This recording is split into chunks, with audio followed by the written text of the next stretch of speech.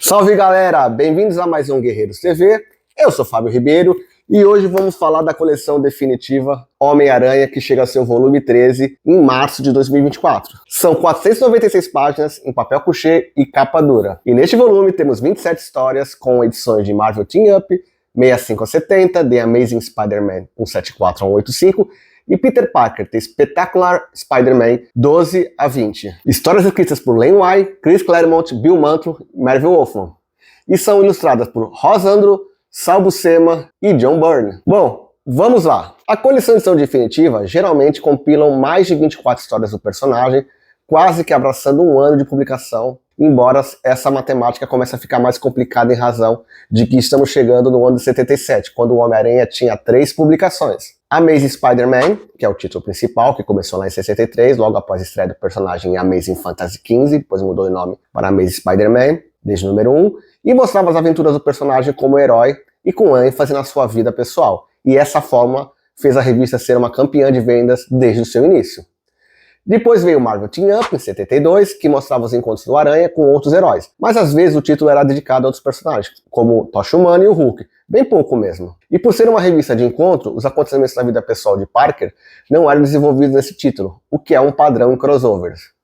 E a revista Peter Parker, esta sim, a segunda revista solo do personagem, estreou em 76, que era praticamente um misto das outras duas. Ora focava na vida pessoal de Peter, ora apresentava o Aracnídeo com aparições de outros personagens, heróis ou vilões, mas com plots fechados. Não podemos esquecer as aparições do Aranha em outras revistas e anuais e etc., pois o Aranha era sem dúvida o personagem mais popular da Marvel. Mas se tratando da publicação brasileira do personagem, temos que celebrar muito esta coleção definitiva. Não pode passar em branco o grande mérito da Panini de publicar tudo, ou quase tudo, do personagem desde o seu início em ordem cronológica, sendo que todas as editoras anteriores falharam neste objetivo nos mais diversos formatos. Porque é um fato, depois de tanto tempo desde a sua criação, as editoras preferem republicar somente as fases mais famosas e emblemáticas do personagem. Então vamos relembrar. O Homem-Aranha começou em 63 com Stan Lee e Steve Ditko, sendo que dividiram os roteiros, criando toda a fase do personagem e seus coadjuvantes. Depois, com a saída de Ditko em 66, Stan Lee ficou sozinho nos roteiros até 71, mas trouxe para desenhar o brilhante desenhista John Romita Sr., criando as melhores histórias de todos os tempos, na minha opinião. Depois de 71 a 72, Roy Thomas segurou um pouco a tocha, e em 73, Gerry Conway assumiu os roteiros, agregando os artistas Jill Kane e Ross Andru, e criou clássicos como a morte da Gwen Stacy, e saiu em 75. E até essa data, é tudo considerado um material clássico do personagem, e boa parte disso tem saído em encadernados pontuais, mas deixando um vácuo de republicação do material entre 76 e 79. Então, para não deixar o vídeo monótono, vou fazer o contexto de publicação no Brasil, mas sem entrar em muitos detalhes, porque como campeão de vendas, é difícil mensurar tudo que foi publicado no Brasil. Lembrando que o foco aqui é o material que as edições definitivas se propuseram a publicar. Todas as histórias de protagonismo do Homem-Aranha, de 63, sua criação, até o ano de 1980, quando começa a outra coleção da Panini, a saga do Homem-Aranha, começando na fase escrita por Roger Stern. E eu disse republicação, frisando, porque em tese, tudo foi publicado por aqui, de forma bem errática, desde a estreia do personagem no Brasil. A Ebal, em 1969, iniciou a jornada começando errado, a partir de Amazing Spider-Man e não de Amazing Fantasy, mas publicou as que não tinha publicado no começo, depois que alcançou as americanas. Publicou a edição 6, que ela havia pulado, só para citar um exemplo, em formato parecido com o americano, preto e branco, com 3 histórias por edição no seu começo. Foram 70 edições, passando pelas fases Steve Ditko, Stan Lee e alcançando Gerry Conway. A Block, a partir de 75, assumiu o personagem no Brasil, mas republicou tudo da Ebal, em formatinho, com aquelas cores berrantes, em 33 edições, numa média de 2 ou 3 histórias por edição. Já a RGE assume em 79, também em formatinho, também republicou, e publicou algumas inéditas em 49 edições, com média de 2 histórias. Enfim, em 83, se inicia a fase Abril, essa editora que foi a minha porta de entrada para o mundo de quadrinhos super-heróis. Ela seguiu de onde a RGE havia parado, mas como revista mix, igualmente em formatinho, eventualmente republicando o material anterior e preenchendo lacunas ou trazendo flashbacks, inclusive em edições especiais como no Marvel Especial. Mas a Editora Abril também deu suas mancadinhas. E aqui é o problema, a partir da Abril e passando pela Panini, tiveram muitos encadenados pegando arcos famosos específicos. Já as tentativas de republicação na íntegra geralmente não alcançavam o final da década de 70, onde temos material de Bill Mantle, Chris Claremont, Len Wein e Merv Wolfman. E não podemos negar a primeira tentativa de revisitar e acertar a cronologia, que foi a segunda revista do Homem-Aranha, A Teia do Aranha, que a Editora Abril lançou em 89, trouxe as 4 primeiras edições em formato magazine e depois virou formatinho, iniciando a fase Stan Lee, Romita Senior, ou seja, não desde o seu início. Além disso, a revista dava alguns saltos cronológicos, até que na metade das suas 129 edições passou a publicar material inédito para emparelhar com a saga do clone dos anos 90,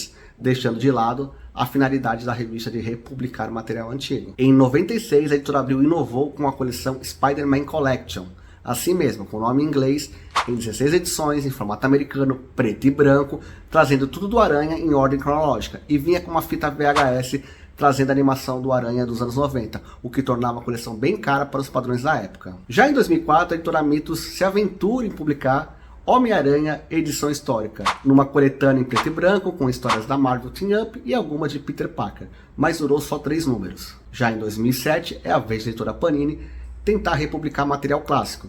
Trouxe a Biblioteca Histórica Marvel Homem-Aranha, uma coleção baseada nos Masterpiece americano, o que seria o protótipo das atuais edições definitivas, mas com metade do número de páginas, e só durou 7 edições, pegando só material de Stan Lee e Dicto, ou seja, ainda não era o momento para coleções luxuosas para colecionadores de material clássico em ordem cronológica.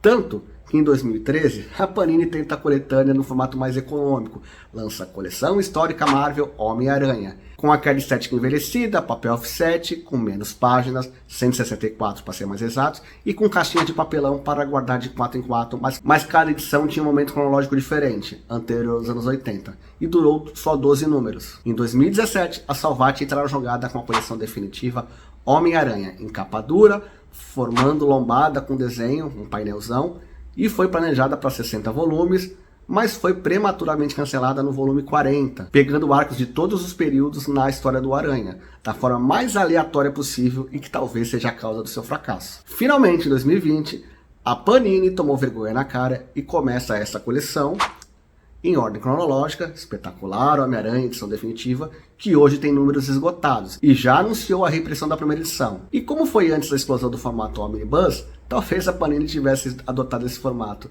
se tivesse esperado um pouco mais. No meu caso, como eu não botei fé logo no começo sobre a sua longevidade, e quando eu decidi iniciar essa coleção, foi uma luta conseguir os primeiros números, tanto que hoje ainda me falta a edição 4, e nada da Panini anunciar a reimpressão dessa edição. Ô Panini, me ajuda a te ajudar. Mas em 2021, eis que a Panini lança a coleção clássica Marvel, mais uma, que é uma coleção parecida na estética com a versão econômica de 2013, mas dedicada a vários personagens alternadamente.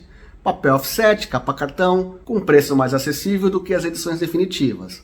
A decisão de misturar a numeração com outros personagens talvez tenha sido razão do cancelamento, que foi na edição 64, justamente a última dedicada ao Homem-Aranha, desenhada na fase Romita Senior, ou seja, não foi muito longe. E eu demorei um pouco para fazer esse vídeo, dessa coleção, porque para mim é a partir do volume 11 que tem material que eu nunca tinha lido, apesar de ter os formatinhos da Abril. Óbvio que muita coisa eu deixei de lado, ou eu não li com a devida atenção, pois na época eu gostava mais das histórias do Quarteto Fantástico, e o personagem só me chamou a atenção mesmo na fase do Duende Macabro, lá para 89. Na fase pré-uniforme negro. Então, para todo colecionador, é um deleite ler esse material com calma, com texto na íntegra, com todos os textos introdutórios, em ordem cronológica.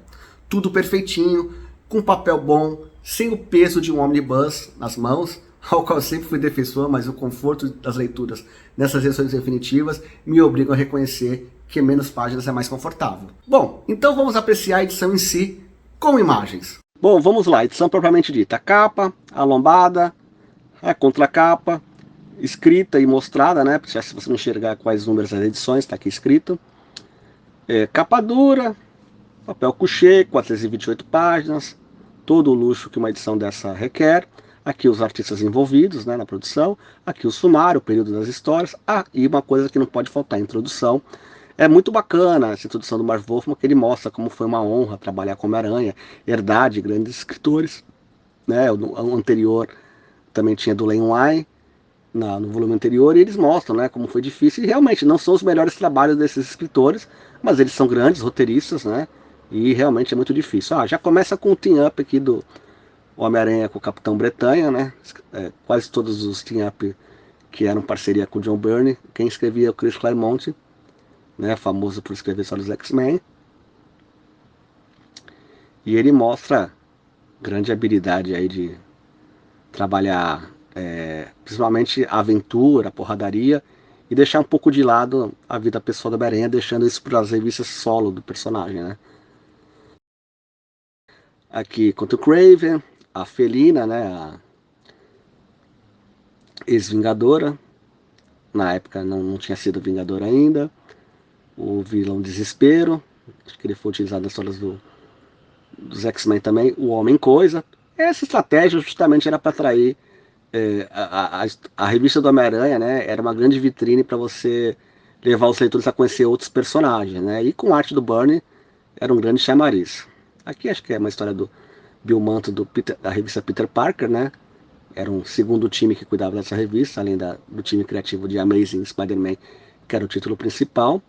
Aqui mostra um pouco da vida particular dele, né, com outros personagens. Esqueci o nome desse homem rinoceronte, Homem Javali.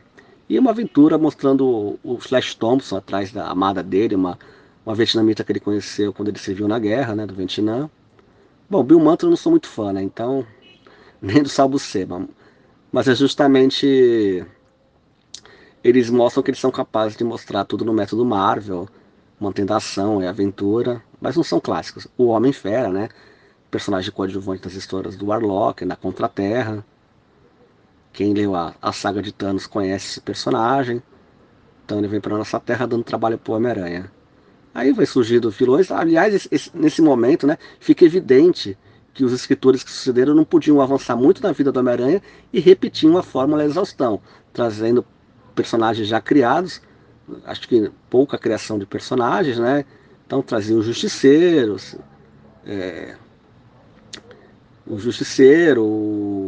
se não me engano, o Tarântula na edição anterior. Traz também o Rocket Racer, que vai mostrar daqui a pouco. E mostrando toda a dinâmica. Homem-Aranha, Clarim Diário, triângulos amorosos, Mary Jane, né, que após a morte da Gwen Stacy volta a ser o principal interesse romântico do Homem-Aranha, mas por pouco tempo, né? Pelo menos até o final da década de 70. Aqui um novo Duende Verde, né, que é uma subtrama bem interessante, repetindo as mesmas situações, né?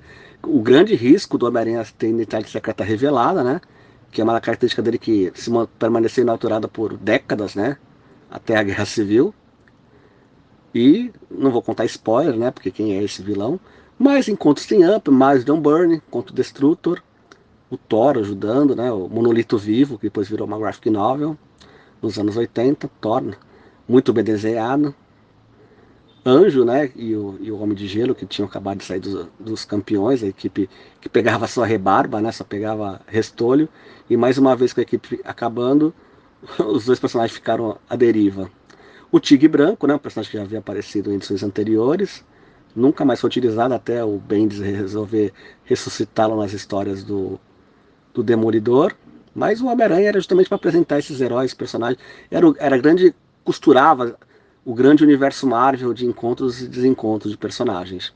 E o principal atrativo dessa revista é justamente a formatura do Homem-Aranha, né? Mostrado finalmente. Ficou 10 anos na graduação e parecia que existia uma ordem de um personagem não evoluir muito. Mas o Marv Wolfman deu sua contribuição, como eu falei, não é um dos seus melhores trabalhos, mas ele deu sua contribuição, o personagem evoluiu um pouquinho. E a parte da vida pessoal do Parker é, na verdade, um dos maiores atrativos de toda a fase dos anos 60, 70. Então, eu gostei muito dessa finalização. Apesar de que a formatura não foi exatamente o que se esperava. Ó, não saiam do vídeo que tem mais um pouquinho aí para falar, comentar. Voltando aqui, e para finalizar, Duas curiosidades. Primeiro, que a partir da edição número 11 é quando chega o ano de 76, aliás, ano do meu nascimento, que é justamente o auge da arte de Ross Andru, um artista de alta qualidade que daquele ano produziu, junto com o escritor Gerry Conway, o primeiro crossover DC versus Marvel, que é Super-Homem versus Homem-Aranha. Então é muito interessante reconhecer o Aranha deste crossover em suas revistas mensais do mesmo período, nos pequenos detalhes, como cenários, arquitetura, como o apartamento do Peter Parker do período e sua distinta decoração, ou na fisionomia do elenco de apoio do herói, as suas roupas civis, representando a moda da época. É praticamente uma viagem no tempo. E por fim, como nem tudo são flores, existe uma história inédita no Brasil. Um team-up do Homem-Aranha com o herói Doc Savage, de Giant Size Spider-Man número 3 de 75, que por questões de direitos autorais do herói de bronze, nunca foi republicada nem nos Estados Unidos, mas que os brasileiros podem conferir no fanzine Intrépidos, do escritor Roberto Guedes, que tem uma linha de publicações autorais dedicado ao material antigo, inclusive com histórias inéditas ou que caírem em domínio público. Não à toa, ele também é autor de biografias de Stan Lee, Jack Kirby, Steve Ditko, ou seja, um conhecedor indiscutível dos primórdios da Marvel. Se quiserem o contato dele para adquirir suas publicações, comente no vídeo que eu repasso. Vocês não vão se arrepender. Aliás, devo a Roberto Guedes e ao colecionador Charles Izumi algumas informações utilizadas nesse vídeo. A pesquisa foi árdua, e olha que eu fui o mais conciso possível. Eu ia me esquecendo. Uma hora, a coleção Edição Definitiva alcança a coleção Saga, entrando nos anos 80. E ambas as coleções republicam tudo em ordem cronológica. Sendo assim, pode fechar a coleção definitiva sem grandes polêmicas, pois para mim não há interesse nenhum em ter as mesmas histórias em dois formatos, luxuoso e econômico. E eu tenho uma postura diferente com a coleção X-Men, pois naquela eu desejaria manter o formato edição definitiva, seguindo para fechar tudo escrito para o Claremont, para manter a unidade da coleção de um único autor, e eu considero tudo dele um clássico. Diferente do Aranha, que a partir dos anos 80 não tem unidade com várias equipes criativas e não as considero clássicas, me contentando com o formato econômico. Por hoje é só, espero que tenham gostado, sigam acompanhando o canal, curtam, compartilhem, comentem muito, e obrigado e até o próximo vídeo.